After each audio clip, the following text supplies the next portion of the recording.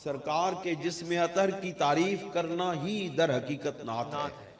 नात खानों सुन लो, नात वो है जिसमें सरकार के औसाफ बयान हो। नात वो है जिसमें सरकार के आजाद, सरकार के जिस्म, सरकार की शान बयान हो।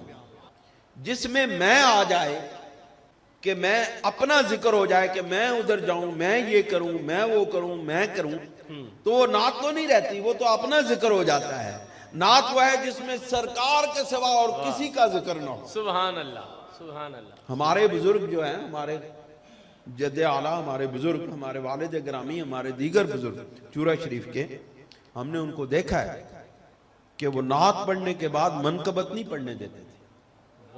कहते हैं सरकार के जिक्र के बाद किसी और का जिक्र कैसे जचता है। बड़ी बात, वाह वाह वाह वाह। कहते हैं नात पढ़नी है तो नात पढ़ो, बस